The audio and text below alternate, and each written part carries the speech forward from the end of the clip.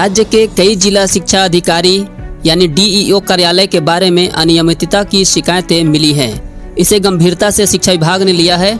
ऐसे डीईओ कार्यालय शिक्षा विभाग के रडार पर हैं और कभी भी उन दफ्तरों में जांच पड़ताल के लिए विभाग के आला अफसरों की दबिश पड़ सकती है। शिक्षा विभाग के अपर मुख्य सचिव डॉक्टर एस सिद्धार्थ के निर्देश पर पटना डीओ कार्यालय में कराई गई जांच में कई अनियमितताएं पकड़ी गई थी। जांच के क्रम में पाया गया कि पटना जिला शिक्षा पदाधिकारी कार्यालय में मातृत्व अवकाश एवं बकाया भुगतान संबंधी आवेदन की प्राप्ति और उसके निष्पादन की तिथि के संबंध में कोई रजिस्टर तक मेंटेन नहीं किया जाता है। प्रभारी लिपिक द्वारा संचिका प्रधान लिपिक को भेजे बिना सीधे जिला कार्यक्रम पदाधिकारी स्थापना को पृष्ठांकित कर अनुमोदन प्राप्त किया जाता था। इस पर जिला कार्यक्रम पदाधिकारी द्वारा कभी किसी प्रकार की परीक्षा भी नहीं की गई। अधिकांश मामलों में यह चौंकाने वाला तथ्य भी सामने आया कि जिस तिथि को संचिका उपस्थापित की गई उसी तिथि को भुगतान भी हो गया। इसके मद्देनजर विभाग ने हर माह जिला शिक्षा कार्यालय में निरीक्षण करने का फैसला लिया है।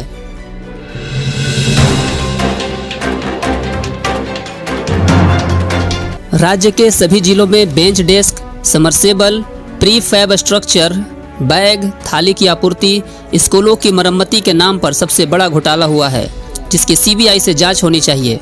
उक्त बातें परिवर्तनकारी प्रारंभिक शिक्षक संघ के प्रदेश अध्यक्ष बंशीधर ब्रजवासी ने संवाददाता सम्मेलन में कही। उन्होंने कहा कि शिक्षकों के सम्मान के लिए अपनी नौकरी कुर्बान कर दी, लेकिन झुके नहीं।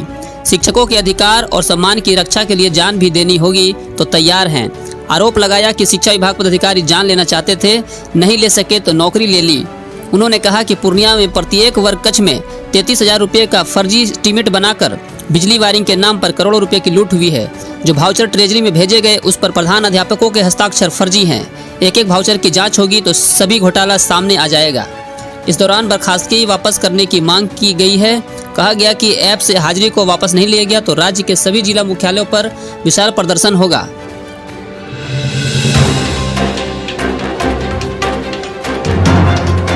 शिक्षा विभाग बिहार सरकार द्वारा सरकारी स्कूलों के शिक्षकों की उपस्थिति ऐप के माध्यम से ऑनलाइन हाजिरी ली जा रही है।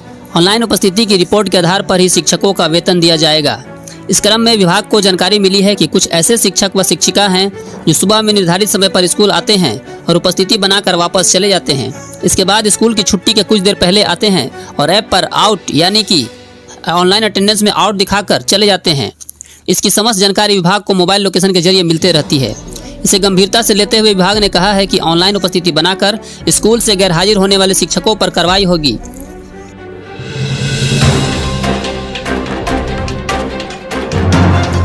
सक्षमता पास शिक्षकों की पदस्थापना को लेकर ऊहापोह की स्थिति बनी हुई है, जिससे इन शिक्षकों में भ्रम की हालात हैं।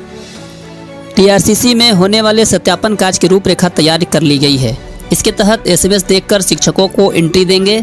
इस टीम के पास 2 सेट में कंप्यूटर उपलब्ध होगा। शिक्षकों के नंबर डालने के बाद पूरी जानकारी मिल जाएगी। संतुष्ट होने के बाद उनकी एंट्री होगी। इन शिक्षकों का आधार सत्यापन भी किया जाएगा। आधार सत्यापन के बाद शिक्षकों का थंब इम्प्रेशन से उनका सत्यापन किया जाएगा। सभी शिक्षकों के मोबाइल पर टाइम स्लॉट और तिथि की सूचना प्राप्त होगी। इसके आधार पर सत्यापन स्थल पर वे उपस्थित होंगे। सत्यापन स्थल पर प्रकाशित सूची के अनुसार सत्यापन काउंटर पर उपस्थित होकर वे अपने प्रमाण पत्र व अन्य कागजातों का सत्यापन कराएंगे।